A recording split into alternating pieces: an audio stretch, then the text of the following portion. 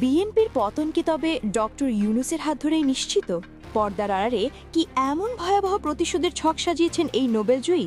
হ্যাঁ, রাজনীতির ময়দানে এখন সবচেয়ে বড় আলোচনার নাম ডক্টর ইউনূস, যাকে অপমান করা চড়া মাশুল এখন গুনতে হচ্ছে এক সময়ের দাপুটে দল বিএনপিকে।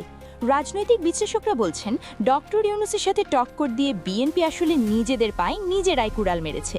আর এই পতনের গল্পটা শুরু হয়েছে ঠিক দুটো বড় অপমানের হাত ধরে। ডক্টর ইউনূস কেবল একজন ব্যক্তি নন, তিনি বাংলাদেশের এক অনন্য উচ্চতার প্রতীক। অথচ সেই মানুষটিকেই ক্ষমতার মোহে একের পর এক ব্যক্তিগত আক্রমণ করে বসল বিএনপি। প্রথম আঘাতটা এলো জনগণের রায়ের উপর। মনে আছে সেই ২৯শে জানুয়ারি ২০২৬-এর কথা? জুলাই সনদের উপর ভিত্তি করে ডক্টর ইউনূসের অন্তর্বর্তী সরকার এক বিশাল গণভোটের আয়োজন করেছিল। দেশের ৭০% মানুষ অর্থাৎ প্রায় ৭ কোটি ভোটারের এক বিপুল রায় এসেছিল হ্যাঁ এর পক্ষে। মানুষ পরিবর্তন চেয়েছিল, সংস্কার চেয়েছিল। ডক্টর ইউনূস দিন রাত এক করে এই স্বচ্ছ ভোট উপহার দিয়েছিলেন যাতে দেশ সঠিক পথে ফেরে।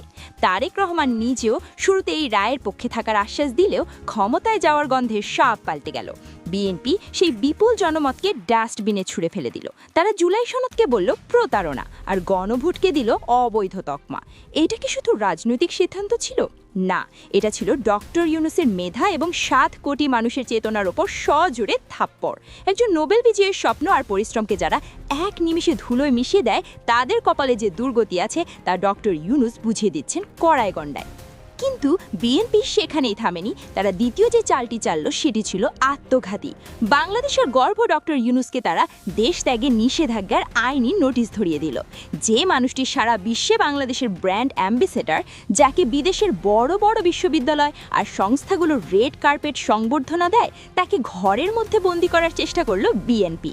কেন এই ভয়? কারণ বিএনপি জানে ডক্টর ইউনূস যদি একবার বিদেশের মাটিতে পা রাখেন, তবে জুলাই সনদের সাথে হওয়া বেইমানি আর গণভোটের প্রকৃত সত্য বিশ্ব নেতাদের কান পর্যন্ত পৌঁছে যাবে। জো বাইডেন থেকে শুরু করে ইউরোপীয় ইউনিয়নের প্রভাবশালী নেতারা তখন এই সরকারের ওপর যে চাপ তৈরি করবে তা সামলানোর ক্ষমতা বিএনপির নেই। তাকে চুপ করানোর এই অপচেষ্টাই এখন বিএনপির জন্য কাল হয়ে দাঁড়িয়েছে।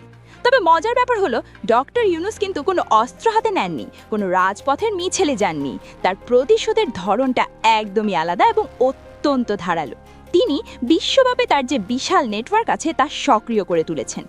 আন্তর্জাতিক মহলে এখন বিএনপির এই স্বৈরাচারী মনোভাব নিয়ে তোলপাড় শুরু হয়েছে। যখন একজন নোবেল বিজয়ী জাতিসংঘের মঞ্চে বা ওয়াশিংটনের হোয়াইট হাউসে বলবেন যে বাংলাদেশের জনগণের রায় কেড়ে নেওয়া হয়েছে এবং তাকে গৃহবন্দী করা হয়েছে, তখন কোনো বিদেশি বিনিয়োগ বা কূটনৈতিক সমর্থন বিএনপির পাশে থাকবে না। ঘটনার গভীরতা আরও বাড়ছে, কারণ শোনা যাচ্ছে ডক্টর ইউনূসের এই অপমানের প্রতিবাদে বিশ্বজুড়ে শেম অন বিএনপি ক্যাম্পেইন শুরু হতে পারে। আন্তর্জাতিক মানবাধিকার সংস্থাগুলো ইতিমধ্যে নড়ে চড়ে বসেছে।